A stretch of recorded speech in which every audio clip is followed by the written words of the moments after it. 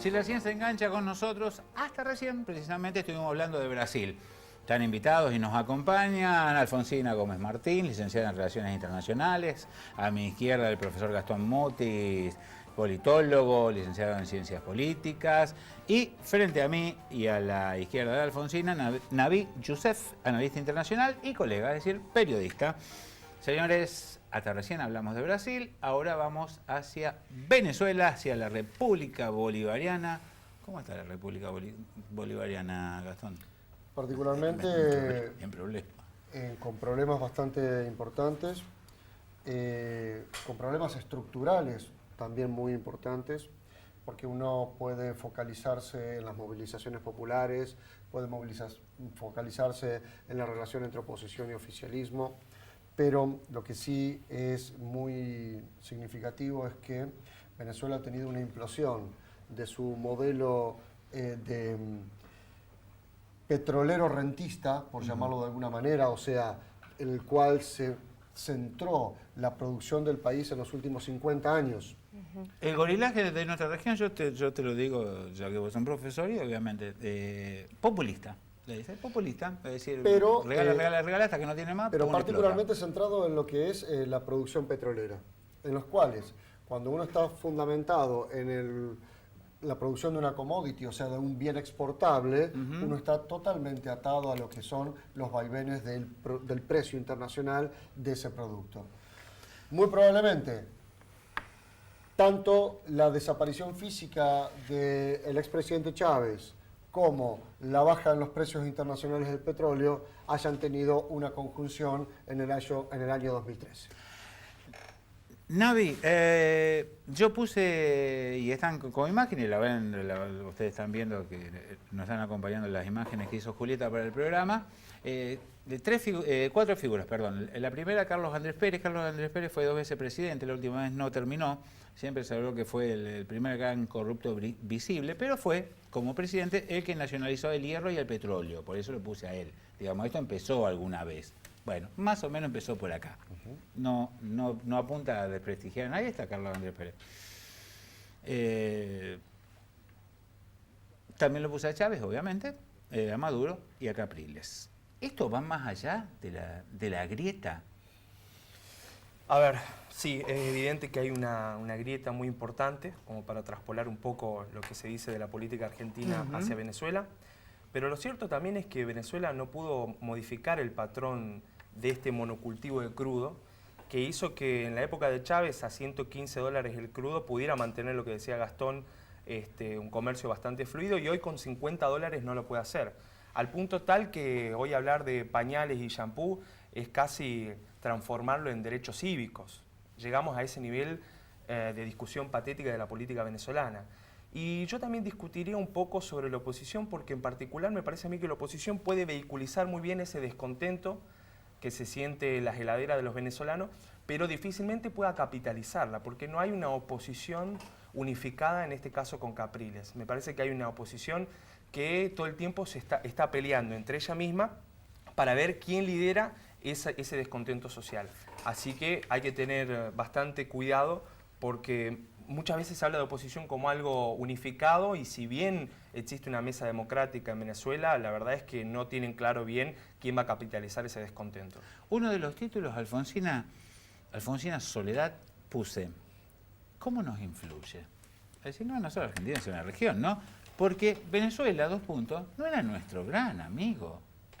Bueno, hubo es decir, una etapa... a lo mejor pasa con muchos amigos que no son amigos, que cuando no andan bien no nos conviene que sean nuestros amigos. Y cuando andan bien, somos muy amigos de este amigo. Bueno, evidentemente hubo una etapa de afinidad ideológica, por decirlo, en la región, con las presidencias de Kirchner, Lula en Brasil y Chávez en Venezuela. Por supuesto que impacta, pero además preocupa la cuestión democrática, tanto en Brasil como en Venezuela, el último golpe de Estado en Honduras. O sea, la verdad que preocupa que los presidentes no terminen su mandato. En el caso de Venezuela, además, se ve una gran, como dice Naib, una gran polarización, pero yo creo que no es solamente una polarización y que se esté pensando en oposición y oficialismo. Hoy hay una gran incertidumbre. Además, en estos 2 meses hubo casi 60 muertes. La verdad que es preocupante porque no digo que esté en un estado de guerra civil el país, pero creo que la región debe no aislar a Venezuela, debe tomar alguna medida, pero que sea siempre a través del diálogo. Ustedes saben que hoy por hoy se están discutiendo algunas cosas en la OEA, no se llega a aprobar nada en concreto porque hay distintas posturas, pero que Venezuela preocupa mucho. Y después la cuestión, obviamente, que a esta crisis política se llegó por una crisis de liderazgo, porque Maduro no es Chávez, como decía Gastón, pero además, como decían los colegas, Venezuela tuvo un sistema económico basado en el petróleo, tuvo 3 o 4 décadas de estabilidad, como no lo tuvieron ninguno de los países de la región. Cuando acá había dictadura, en Venezuela había democracias ejemplares. Venezuela fue ejemplo de la región en muchas décadas, década del 60, 70, 80, pero nunca se pudo salir de que ese sistema esté basado en la renta del petróleo. Se intentó y no se hizo, al punto que Venezuela es un país que importa todos los alimentos, algo impensado en un país sudamericano. No produce ningún alimento y no lo logró hacer en estos 50, 60 años. Chávez, que vino a reformar algunas cosas y tratar de que con esa renta petrolera se pueda cambiar la distribución del ingreso, que se pudieron cambiar muchas cosas a nivel social, pero no se pudo cambiar la matriz productiva del país, ni la etapa del acuerdo punto fijo, que llevó 40 años rotándose los 2 partidos más importantes, uno de ellos al que pertenecía Andrés Pérez, ni la etapa chavista, por decirlo, logró hacer ese cambio. Pero además hay una gran presión en Venezuela, porque Venezuela, creo, también explica, la cuestión internacional explica un poquito lo que pasa con Venezuela. Venezuela es como el malo de la película, está en la vista de Estados Unidos, bueno, hizo una cierta solidaridad con algunos países centroamericanos que nosotros por ahí, no sé si lo desconocemos, sino que por ahí lo ninguneamos a esa cuestión. Con el tema del petróleo, estableció ciertos lazos de solidaridad regional que hoy por hoy son los que todavía lo ayudan para que en Venezuela, no quiero decir que vaya a suceder, pero en algunos sectores hay ciertas presiones, no digo que haya que intervenir Venezuela, pero, a ver, algunos sectores lo dicen o lo conciben, como que Venezuela no va más, que hay que hacer algo, como si hubiera que tomar una medida drástica a lo que está pasando en Venezuela. Eso se comenta y se dice, se ponen en la mesa de discusiones.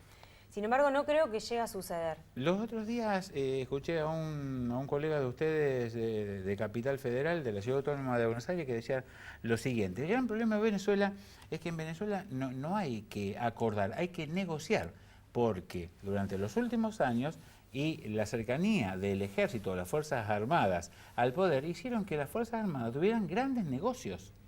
Entonces ya no se trata de, bueno, vamos a arreglar un acuerdo. No, tenemos que negociar, a ver cómo arreglamos esto para que no haya problemas. Particularmente a nivel de participación de militares, el 50% de los gobernadores son militares. Ah, mira. 1/3 de los... ¿Pero electo, Gastón? Electos por el chavismo y tendrían que haber sido reelectos o no en el mes de diciembre, pero las elecciones del mes de diciembre de gobernadores fueron suspendidas. Es decir, que siguieron en sus cargos. Con lo cual siguieron en sus cargos y esas elecciones no se sabe cuándo van a ser hechas. 1/3 de los cargos de ministerios son ocupados por militares. Y entre ciertas áreas, como es el reparto de tierras, como es el comercio internacional, los militares tienen una función realmente muy importante, con lo cual esta idea de que el actor militar y observar el actor militar nos va a poder explicar hacia dónde va Venezuela también tiene que ser tenida en cuenta al momento de poder analizar cómo va a evolucionar esta situación. Tiempo atrás, viendo informes sobre Venezuela, pensaba que una de las grandes discusiones que uno podría tener es, ahora bien, ¿cómo va a tener que evolucionar y cómo nos vamos a tener que preparar aquellos que analizamos esa situación? Mucho más los venezolanos, mucho más los miembros de la oposición, para saber la manera en la cual va a tener que plantearse la superación del momento chavista que hoy se está viviendo. Cerrame el bloque, Naví. contándonos, ¿y Capriles quién es? El de la gorrita, 10 puntos, parece fachero, algo distinto. Bueno, llamaba la atención Chávez con sus cosas, Maduro que tiene un pajarito, ninguno tiene la misma imagen de Carlos Andrés Pérez, el tipo serio y todo lo demás por fuera. ¿Y Capriles? ¿Qué es? ¿Un jugador de béisbol? ¿Qué es? No, sucede que también el béisbol, en este caso, es el deporte nacional. Capriles lo que está intentando hacer es unificar la oposición, sobre todo para capitalizar el descontento. Pero yo creo que lo que mejor ha hecho es capitalizar el descontento internacional, sobre todo en la región, para tratar de promover un aislamiento de Venezuela. Y un aislamiento que va en contra de los intereses nacionales argentinos. A ver si te entendí. Es decir, plantearse él y El Salvador de esto soy yo. Sobre todo El Salvador de Venezuela soy yo, pero con una legitimidad internacional muy fuerte. No así con una legitimidad interna, porque como te decía, la oposición es una sola en Venezuela. Pero te vuelvo a repetir, Argentina entra en este juego de aislar a Venezuela en contra de sus intereses. Te doy un dato. Desde el año 2013 fueron 2.200 millones de dólares de comercio, de flujo internacional, del comercio internacional, en el cual Argentina se quedaba el 97% de balanza comercial. Si vos del 2013 lo analizás hacia el 2016, 2017, la balanza hemos perdido 500 millones por año. O sea, Argentina viene perdiendo 500 millones de dólares por año en el comercio con Venezuela. ¿Por qué? Porque no provee también un crédito blando en el cual Venezuela pueda comprar los productos argentinos, que son los que faltan casualmente en la góndola.